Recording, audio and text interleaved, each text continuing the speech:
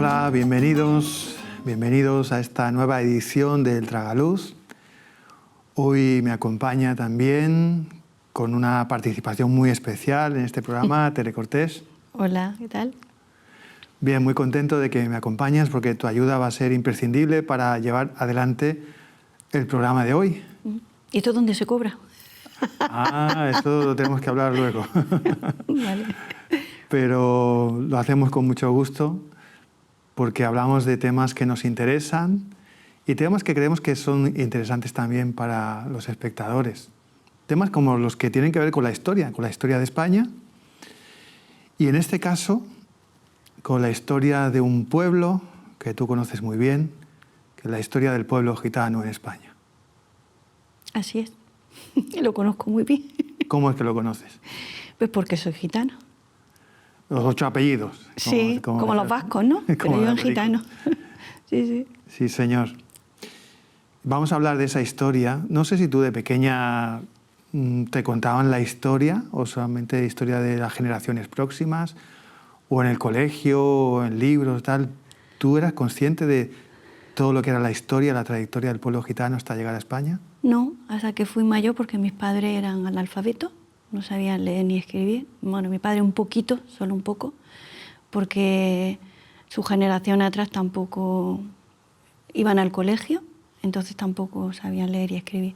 Entonces no teníamos libros y la historia en el colegio, como tú dices, no. Yo el tiempo que estuve en el colegio, a mí nadie me explicó la historia nuestra. O sea que no, cuando fui mayor sí, ya empecé con libros, bueno, tú también me explicabas un poquito y tal, y a raíz de que fui mayor, hasta entonces nada, no sabía mucho. Yo sí que sabía que era de etnia gitana, pero teníamos unas costumbres, unas formas de vivir, unas tradiciones, y eso sí, eso lo hemos intentado pues, de generación en generación, bueno, hasta mis abuelos, bisabuelos o tatarabuelos. Pero no sabía la historia en sí del el pueblo gitano, lo desconocía. ¿Va? Sí, porque es una historia que ha estado pues, también jalonada por muchas leyendas, a veces leyendas negras. Tabúes también. Tabúes y a veces leyendas románticas.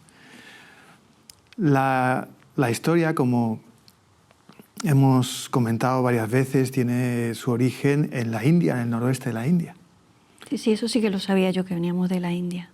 Pero porque muchos decían que era de Egipto y no. Exacto. Y por eso dicen que llamábamos gitanos, porque éramos egiptogitanos, ¿no? O algo así. Egiptanos. Egiptanos, sí, pero no. Sí, sí. Sí, la palabra gitano viene del castellano antiguo egiptano. Egiptano significa egipcio. Sí. Porque los primeros que llegaron aquí, que entraron por la corona de Aragón hacia el siglo XV, venían con un salvoconducto, supuestamente, y contaban una historia de que venían de Egipto en peregrinación, tal y cual, y se les puso ese nombre, egipcios. Sí. Egipcios, que en castellano de aquella época se decía egiptano. Egiptano. Y de ahí de egiptano viene la palabra gitano. Gitano, se quedó más, se abrevió un poquillo. Sí, pero bueno, se queda un poco la cultura, porque todavía los gitanos hablan de faraón y faraona y todo eso, ¿verdad? Sí. Se usa mucho eso. Cuando son mayores sí le llaman el faraón o la faraona. Sí. Hay mucha mitología, mucha leyenda en la historia de ese pueblo, pero es una leyenda que es lógica porque es una peregrinación de siglos. Se cree que los gitanos salieron del noroeste de la India hace como 1000 años. Y en esos 1000 años han pasado por muchos países. En caravanas decían que venían, ¿no? En caravanas. Caravanas con caballos y bueno, las carrozas de antiguas. Sí. Era una peregrinación o una migración, no se sabe muy bien por qué, pero salieron de la India. Y ese origen indio se nota... Porque, perdona, yo no sé por qué salieron de su país. ¿Que lo echaron o porque se fueron para buscar una mejor vida? O... Eso sí que no lo sé yo. Sí, es que es algo sobre lo que existe debate.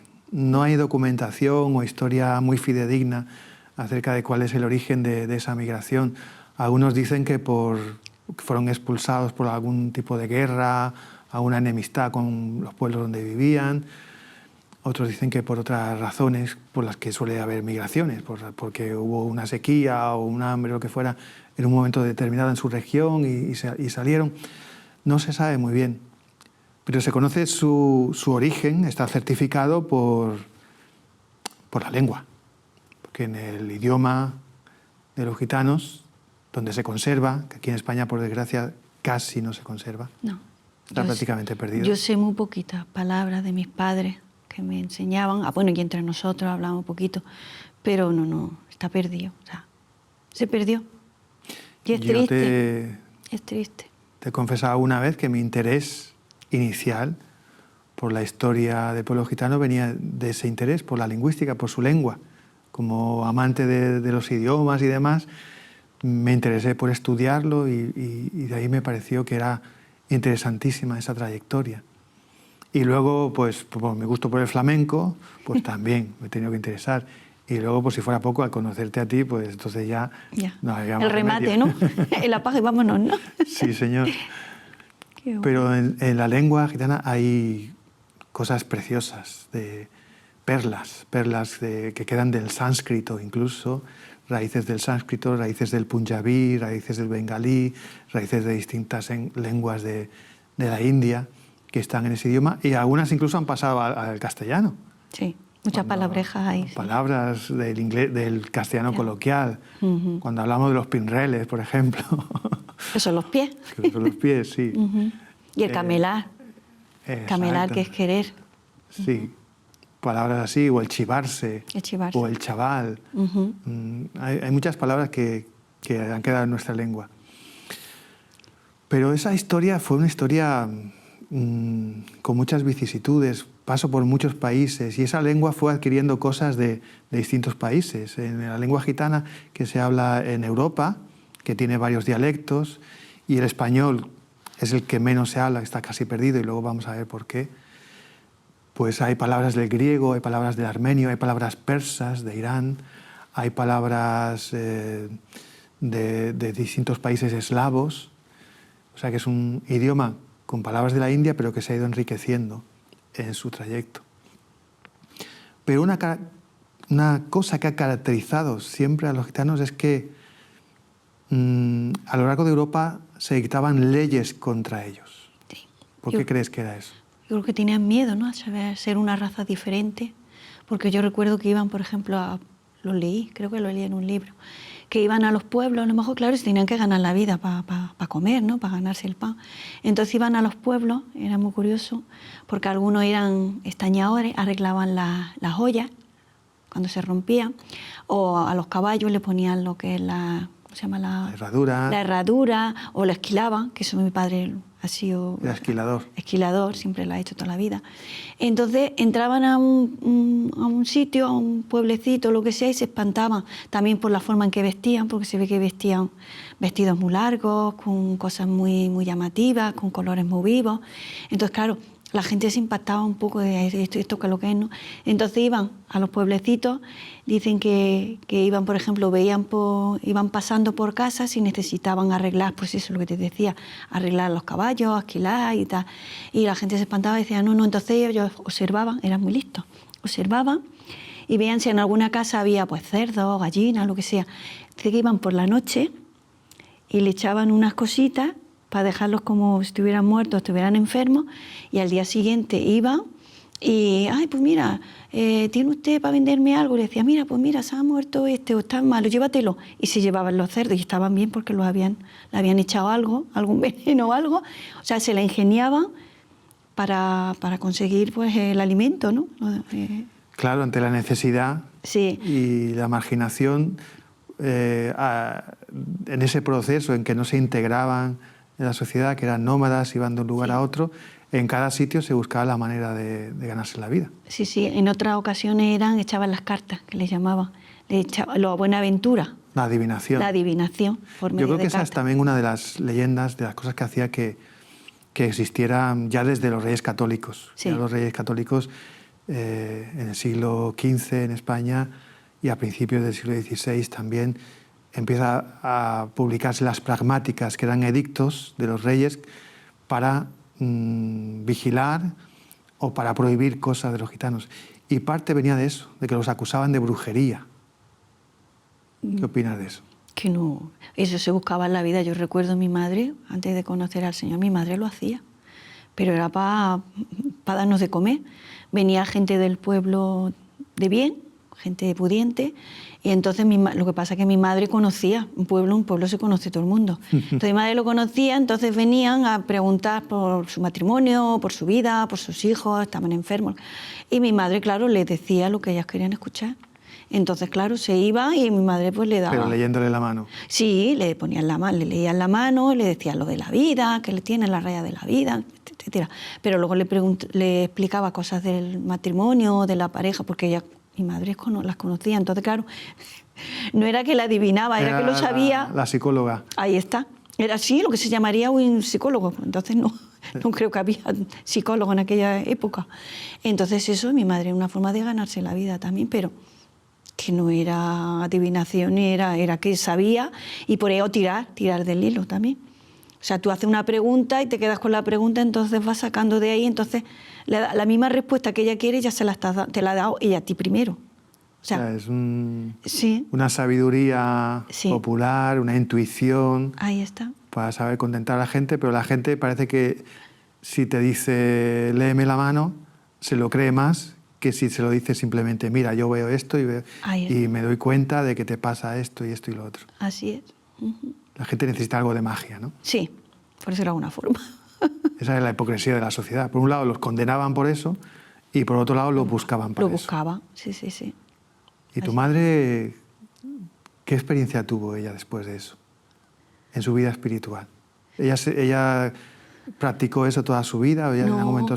en el momento en que, bueno, está lo de la iglesia de Filadelfia, que la conoce, entonces a raíz de ahí hubo un avivamiento grande, invitaron a mi madre, a toda mi familia a ir a escuchar la palabra, la Biblia, y mi madre conoció al Señor, reconoció al Señor en su corazón, en su vida, y cambió, todo cambió. Empezó a trabajar, trabajaba en bancos, en oficinas, de limpieza, todo de limpieza. Y yo con 8 años empecé con ella a limpiar también, o sea que desde pequeña ya nos buscábamos la vida ya... De otra manera. De otra manera, sí, sí. Y a raíz de ahí mi madre, pues bueno, una vez que conocí al Señor, ya cambió, intentó pues eso, seguir los pasos del Señor, guiarse por la palabra, porque ella no sabía leer, pero yo lo leía, mis hermanos también, los mayores, y entonces ella es una mujer, la verdad, inteligente. Para no haber estudiado, era muy inteligente. Sabía, pensaba y meditaba y sacaba... Bueno, de hecho ella sacó la casa adelante, porque mi padre siempre ha estado enfermo, con 11 hermanos, y bueno, ella era la que mantenía la casa a los 11, nos daba de comer. O sea que ha sido una mujer muy valiente, una guerrera, como yo le llamaría. Yo la conocí en los últimos años de su vida porque ella murió joven. Sí.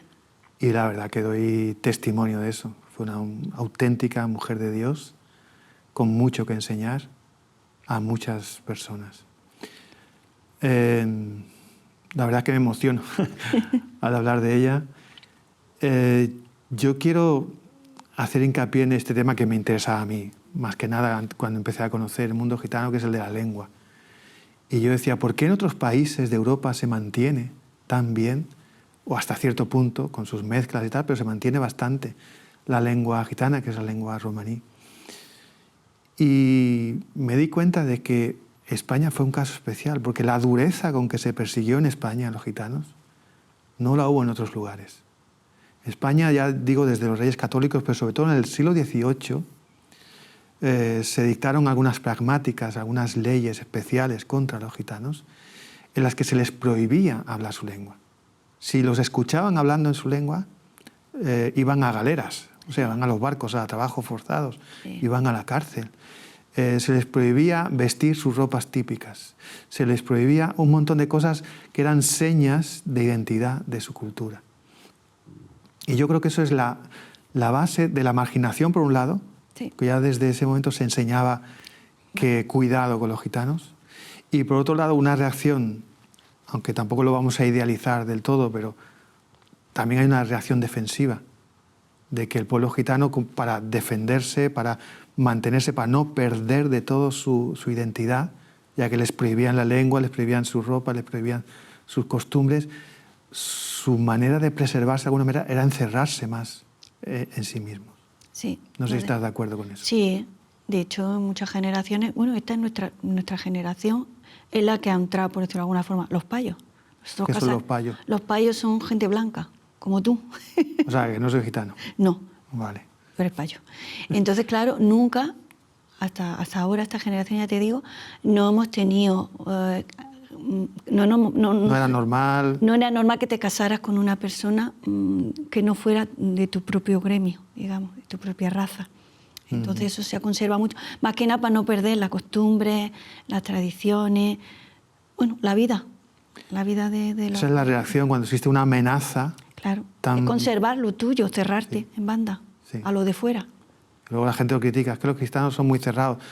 Es que si no Es que hubieran no sido cerrados, no existirían ya. Claro, es que no lo quitaron todo, sino bueno, y de hecho hubo matanzas que mataron a casi todos y estamos vivos por la gracia del Señor, porque... Sí, en algunas de estas pragmáticas realmente hubo matanzas. Sí, yo recuerdo que creo que en una película vi, cuando dejaron de sonar los violines, los hombres se tenían que vestir de mujer porque los veían por los caminos cuando andaban con las carretas y los mataban.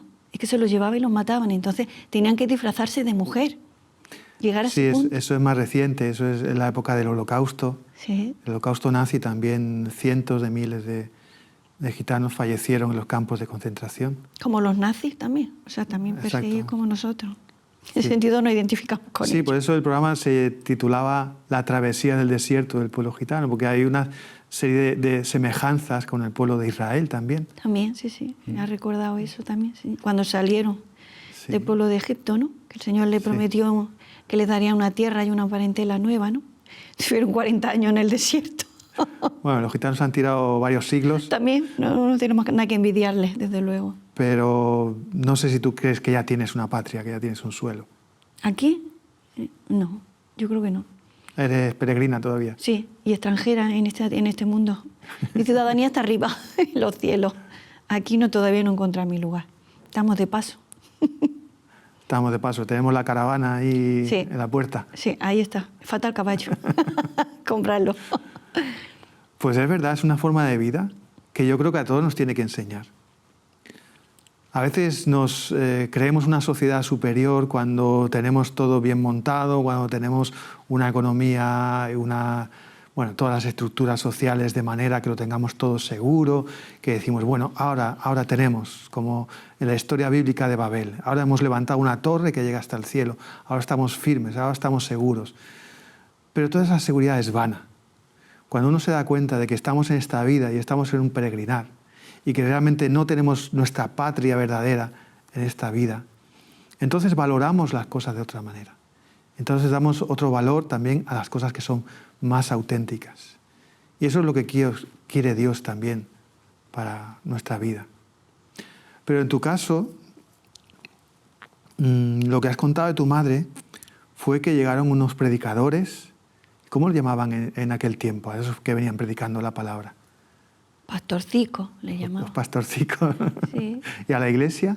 La iglesia de Filadelfia. La iglesia de Filadelfia. De los gitanos. De los gitanos. Caracterizaba por eso, porque era especialmente para los gitanos. Eso es un movimiento que vino del sur de Francia. Creo que, cuando tuvo su boom, su gran avivamiento fue en los años 80. Y realmente fue un movimiento que se extendió muy rápido por toda España. ¿Cuál crees tú que son las claves de que se extendiera tan rápido? Bueno, yo creo que la necesidad, ¿no? A veces el pueblo gitano es un pueblo humilde, sencillo. Entonces la necesidad, cuando tú tienes necesidades, buscas. Entonces cuando ves, te topas con la verdad y dices, bueno, pues y además yo creo que en la época esa que tú dices había mucha droga, delincuencia, mucha gente. Cuando vino el Evangelio a su vida, cuando vino la palabra del Señor a sus corazones, cambiaron y cambió de una manera positiva. Las vidas de las personas ya no eran lo que era hasta entonces, ¿no? Entonces había un cambio en sus vidas, en la vida de las personas, ¿no? Que de verdad conocían al Señor. Entonces yo creo que era una búsqueda también que encontraron, y encontraron el camino, la verdad y la vida en el Señor. Qué bueno. Yo veo también una de las claves, así a nivel de detalles, por ejemplo, cómo se supo adaptar el mensaje del Evangelio a una cultura determinada. Las alabanzas, los cultos, eran típicos. Sí. La música por estilo Flamenco, flamenco. claro. Las alabanzas al estilo, las costumbres del respeto a los mayores, la autoridad del pastor. Los valores, todos esos valores están y yo creo que se han afianzado un poquillo más, ¿no? Entonces el respeto por nuestros mayores, no dejarlos de lado, respetarlos, que tengan voz y voto, que no los dejen a un lado cuando ya eres mayor, ya tienes canas, ya no vales. No, eso es sabiduría, eso es tener amor, eso es estar, porque ellos saben, ellos han conocido, ellos han vivido una vida y han vivido muchas cosas. Entonces te pueden enseñar, son sabios, te pueden enseñar, no lo contrario ahora, ¿no? Que en esta, donde estamos viviendo ahora, los abuelos no valen un estorbo, una carga, a una residencia. O sea, nosotros siempre el respeto para los mayores, tenerlos siempre al lado nuestro, o sea, ellos por delante, cuidarlos, el trato, la familia, ser uno. Cuando necesita uno, pues ayudar a otro, o sea, vivir en comunidad, que eso es bonito, que yo creo que en muchas partes de la vida se ha perdido, ¿no? En muchas familias, ¿no? Y eso es precioso porque el Señor quiere la unidad, la estabilidad en una familia, ¿no? Porque lo necesitamos. Esos valores, la Iglesia de Filadelfia supo mantenerlos Sí. con lo que es la cultura propiamente del pueblo, más los valores del Evangelio. Y yo creo que es un mensaje importante también, que Dios habla a nuestro idioma. Sí. Dios expresa en nuestro idioma. Las alabanzas a Dios pueden ser en nuestro estilo de alabanza, en nuestra cultura. Dios no es un Dios que nos imponga el Evangelio con la cultura de Roma o con la cultura anglosajona. Así es. En tu cultura Dios te puede hablar. Pues sí, y de una manera muy, muy, muy especial. De hecho, la Iglesia de Filadelfia es famosa también porque en aquellos años, durante bastante tiempo, se veían auténticas señales y milagros que Dios estaba haciendo para confirmar ese mensaje. Bueno, es una forma de obrar el Señor, ¿no? En un pueblo que ha sufrido y que aún sigue sufriendo la sociedad. Todavía queda todavía. Así es. Estamos hablando en este episodio de El Tragluz acerca de la travesía del desierto del pueblo gitano en España y estamos poniendo el foco sobre todo en el movimiento de la Iglesia de Filadelfia o en la llegada del Evangelio, su extensión en las últimas décadas, de tal manera que muchas personas ya dentro del pueblo gitano se consideran evangélicos o aleluyas, como decían antiguamente, o de Filadelfia. Muchas personas leen la Biblia, muchas personas han cambiado algunos de sus principios y costumbres que no eran acordes con la ley de Dios para vivir una vida que agrade a Dios, y cómo eso ha transformado a una cultura o a un pueblo sin que tenga que perder su identidad, que eso es muy importante. Y hablando de eso, yo recuerdo una vez que conocimos a un grupo de gitanos en un pueblo de Aragón que estaban trabajando en el campo. Yo entonces lo tuve que visitar en el hospital, me llamaron del hospital para visitarle. Sí. Una vecina nuestra de abajo, sí, de donde vivíamos. Fuimos al hospital y luego el hombre me presentó a toda su familia. Eran de Rumanía y venía él con toda su familia, que eran 50, 60 personas, porque allí realmente era toda la familia, hijos, nietos, bisnietos, abuelos, todos. Sí. Venían a trabajar y ese hombre en su país, en Rumanía, había fundado 7 iglesias. Y no eran iglesias de Filadelfia, eran iglesias bautistas, creo. Pero él dice que la clave era que un pueblo, que en Rumanía sobre todo había estado aún peor que en España, que prácticamente los vendían como esclavos, un pueblo que no tenía ninguna dignidad, el Evangelio les había dado una dignidad a esas personas. De repente, cuando se daban cuenta, Dios te ama, eres importante para Dios, no eres una persona inferior, como en Rumanía les indicaban. Dice que eso hacía que las personas se abrieran de corazón y recibieran el Evangelio. Y ese es el mensaje también para nosotros hoy. A lo mejor tú te crees mejor que otros, o a lo mejor te han hecho pensar que eres peor que otros. No importa. El mensaje es Dios te ama. Y el mensaje es Dios te da una dignidad muy por encima de lo que tú puedas conseguir en este mundo. Aunque lo que te ofrece este mundo parecen cosas espectaculares, la verdadera dignidad que Dios te quiere dar es muy superior, porque Él dice que te da la potestad de ser hecho hijo de Dios. Amén. Y colaborador en su reino. Gracias, Tere, de verdad, por acompañarnos en este programa. A ti. Un ¿Tú placer. puedes decir eso, que tú eres hija de Dios? Pues sí, por la gracia que nos es dada, somos hijos de Dios, soy hija de Dios. Y agradezco de verdad, dame al Señor la dignidad que yo merecía. Doy gracias al Señor porque Él vino a mi vida, Él me hizo una nueva criatura, Él me ha dado una identidad que es en Cristo Jesús y de verdad estoy agradecida al Señor por la vida que tengo. Así es. Yo recuerdo a este hombre del que te hablaba antes, Roman se llamaba, y recuerdo cómo él predicaba con esa pasión, porque él predicaba siempre con la idea de que estaba trayendo una buena noticia a su gente, y una noticia que era transformadora. Y aquí desde el Tragaluz lo que queremos hacer es lo mismo, traer una buena noticia. La buena noticia de que Dios se hizo hombre, se encarnó en la persona de Jesucristo y Él vino a morir por nuestros pecados, Él vino a pagar nuestras culpas en la cruz. Y la buena noticia es que Él nos ofrece, por medio de ese precio que Él ya ha pagado en la cruz, Él nos ofrece la salvación. Y Él lo que te dice es eso. Mira, tú ven con lo que tienes, ven con lo que eres.